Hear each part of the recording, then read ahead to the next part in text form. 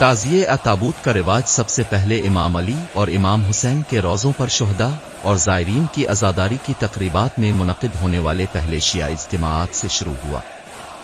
रवायात और शहादतों के मुताबिक अज़ादारी का ये तरीक़ा 5वीं सदी हिजरी के आगाज़ से तश्कील पाया है। 425 हिजरी कमरी में अमीर मोमिनीन और सैयद शुहदा के मज़ारात पर ताबूत थे। ये ताबूत दरअसल कदीम तरीन शिया मजहबी ताबूत हैं। तकरीबन इसी शक्ल के ताबूत की रस्म सफावी ज़माने से ईरान के वस्ती और सहराई इलाकों में राइज है। ईरान में सफावी हुकूमत के क़याम और मजहब शियत को बाज़ाब्ता बनाने के बाद मुल्क के बहुत से हिस्सों में मुख्तलिफ तकरीबात और रस्म व रिवाज मुनक़िद हुए। हर शहर ने आयमा की शहादत पर गम का इजहार करने का एक तरीक़ा मुंतखब किया। इन ताज़ियों में खजूर की लकड़ियों के इस्तेमाल की भी खास वजह है। ताज़िए उठाना, कैदियों के काफिले का गुजरना, जलता हुआ खेमा, ये सब वाक़या आशूरा के मुज़ाहिर हैं और ये रसूमात तारीख़ और नस्ल दर नस्ल महफूज हैं और कौमों के दिलों और अकायद से मंसूब हैं। मुहर्रम उल हराम की अज़ादारी की रसूमात एक सकाफ़ती मज़हर हैं जो इलाके के लिहाज से क़दरे मुख्तलिफ हो सकती हैं, लेकिन इसके मुश्तरका मानी और अफ़ाल हैं। लफ्ज़ नखल खजूर का इस्तेमाल सफ़ावी दौर से शुरू होता है।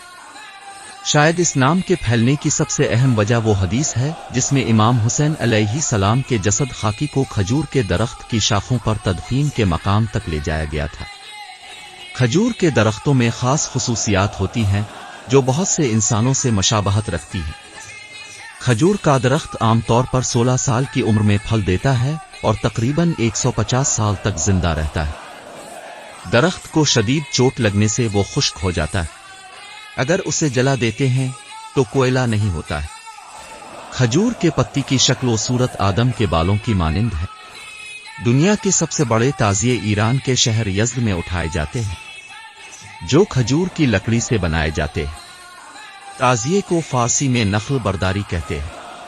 ताज़िए बरदारी की ये रस्म ईरान के बेशतर शहरों खरासान जुनूबी, सिमनान, दमगान, खोमीन, काशान और ईरान के अलावा दुनिया के बेशुमार शहरों में एक खास शोहरत रखती है। सूबा यज़्द उन ताज़ियों के लिए एक खास शोहरत रखता है। यहाँ सबसे बड़े और कदीम तरीन ताज़िए होते हैं। दर हकीकत ये ताज़िए सूबा यज़्द के सोग की अलामत बन चुके हैं कि ये ताज़िए पूरे साल शहर के इमाम बारगाह के सामने रखे जाते हैं। पूरे ईरान के लोगों के अलावा गैर मुल्की सयाहों को यहाँ शिरकत करने और करीब से देखने की तरगीब दी जाती है। ताज़िए बरदारी की तकरीब में मस्जिदों और इमाम बारगाहों समेत मातमी मकामात पर ताज़िए बरदारी के नाम से एक बहुत बड़ा ताबूत नुमा कमरा ले जाया जाता है, जो सीना जनी करने वालों के एक बड़े गिरोह के दरमियान से गुजरता है। ये खजूर की लकड़ी का एक बड़ा ढांचा होता है जिसका कावरसिया होता है, जिसे रंग बरंगी शाल और आईने जैसी अशिया से सजाया जाता है। ताज़िए में इस्तेमाल होने वाला हर उनसर उन अकायद पर मबनी है जिनकी जड़ मकामी लोगों के अकायद से मुंसलिक है। ताज़िए बनाना एक सनत है। इस शोबे के असातिज़ा इसे दूसरों को सिखाते हैं। ऐसे खानदान हैं जिनके नाम ताज़िए बनाने वाले के तौर पर जाने जाते हैं। ताज़िए उठाने के साथ साथ भेड़ों की कुर्बानी और सोग मनाने का काम भी किया जाता है। ताज़िए उठाना एक तबके कबीले या मखसूस जगह के लिए है जिसकी कोई खिलाफ वर्जी नहीं करता। ताज़ी की ज़ाहिरी शक्ल मेहराब है और उसका ढांचा एक जालीदार कमरा है जो लकड़ी के एक बड़े कमरे की शक्ल का होता है।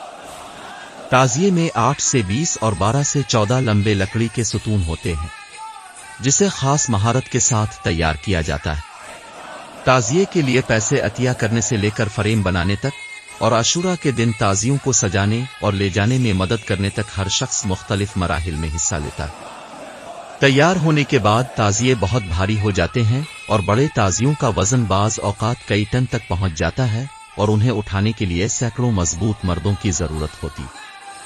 जुल्हिज्जा के आखिरी जुमे को लोग एक तकरीब में सोग मनाने के लिए शहर के बड़े इमाम बारगाह में 300 साल पुराने ताज़िए तैयार करते हैं।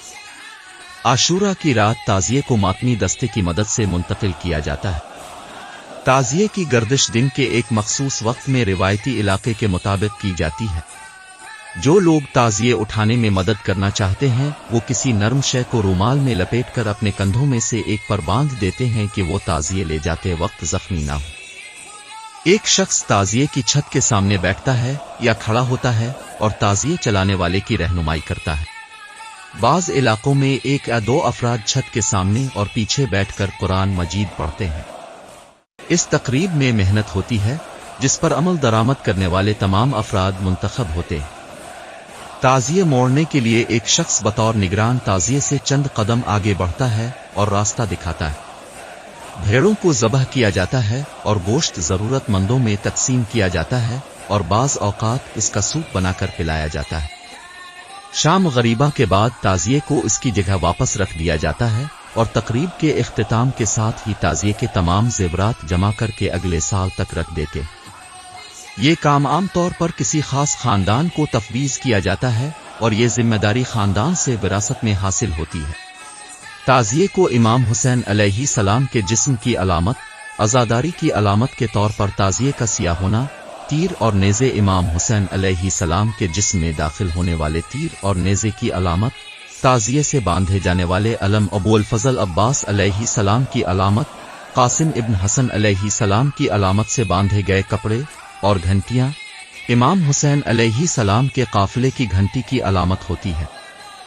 تعزیے برداری کی تقریب ثقافتی ورثہ تنظیم کے روحانی کاموں کی فہرست میں ایک قومی ثقافت کے طور پر درج ہے۔ تعزیے عام طور پر محرم اور سفر کے دوران امام بارگاہوں اور شہر کے چوراہوں پر رکھے جاتے ہیں۔ تعزیے سے متعلق لوگوں میں بہت زیادہ اعتقادات بھی ہیں۔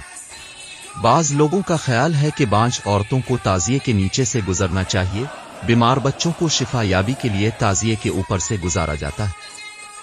گلیوں سے گزرتے ہوئے اگر تعزیے کسی گھر کی دیوار سے ٹکرا جائے تو اس گھر میں کچھ برا ہو سکتا ہے۔ اسی طرح عورتیں 9 اور 10 محرم کی راتوں میں اپنی مراد کو پورا کرنے کے لیے تعزیے کے نیچے روشنی یا موم بتیاں روشن کرتی ہیں۔ تعزیے کے تمام حصوں کو سیاہ اور سبز کپڑوں سے ڈھانپ دیا جاتا ہے۔ تعزیے کی پیشانی اور پیٹھ کو سجانے کے لیے پھولوں، سلاخوں، آئینے اور زیورات کا استعمال کیا جاتا ہے۔ تعزیے کو تلواریں، خنجر، ڈھال، لالٹین، بڑی موم بتیاں، بینر، نظر اور زیورات سے سجایا جاتا ہے۔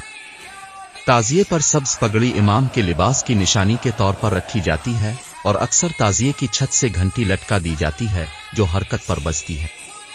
یزد کے 2 بہت بڑے تعزیے ہیں، ایک امیر چکماق اسکوائر میں اور دوسری سید مصطفیٰ خمینی اسکوائر میں رکھے جاتے ہیں۔ زواریہ شہر میں تعزیے برداری ایک خاص روایتی مذہبی رسم ہے جو 300 سال پرانی ہے۔